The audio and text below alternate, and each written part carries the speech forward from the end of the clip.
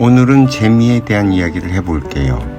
여러분들은 무엇에 재미를 느끼시나요? 아니면 재미가 무엇이라고 생각하세요?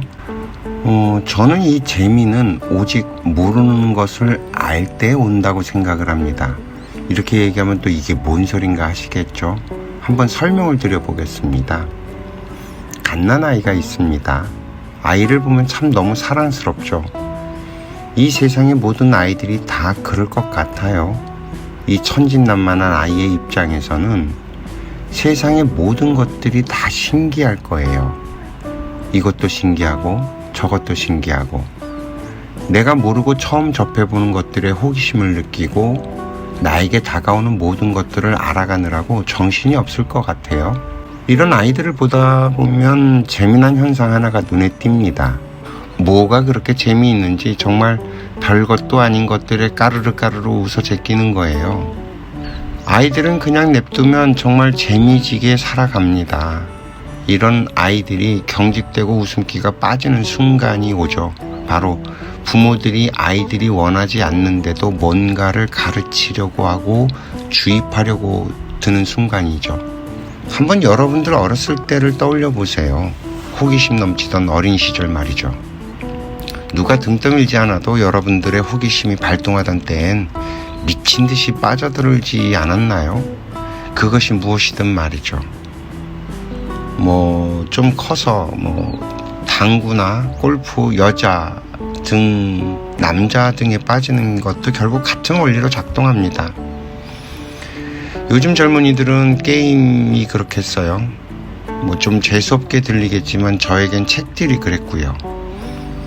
모르는 것이 생기면 그냥 지나치지 못하고 꼭 알아야 지나가는 버릇이 있었고요.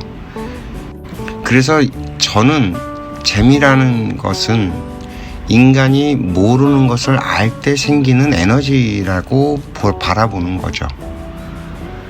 우리들이 언제부터 얼굴에 웃음기가 사라지게 될까요? 바로 모르는 것을 알아가는 일을 멈추면서부터입니다.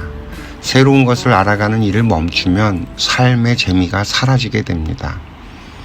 사는 게 재미없는 사람들의 특징이 바로 지적 성장을 멈춘 사람들이에요. 이 영적인 성장이 멈추면 삶의 희노애락에 찌들게 되는 거죠. 삶이 그댈 속일지라도 슬퍼하거나 노하지 말라 하는 문장 기억하시나요? 삶이 여러분을 속이는 게 아니라 내가 삶에 속은 거죠.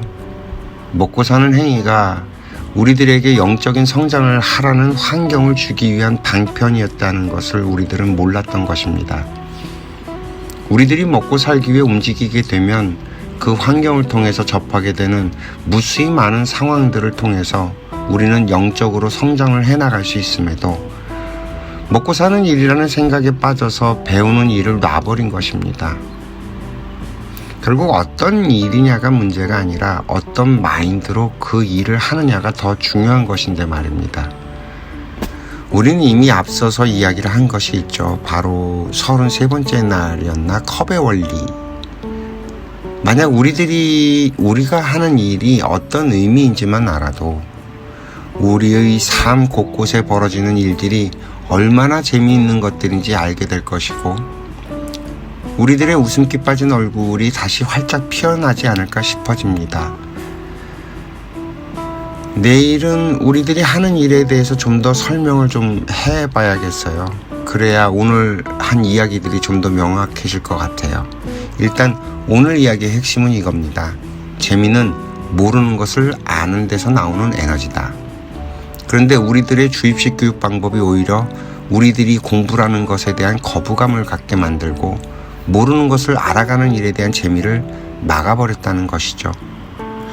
이 이야기는 좀 공감이 되실까요? 오늘도 시청해 주셔서 감사합니다.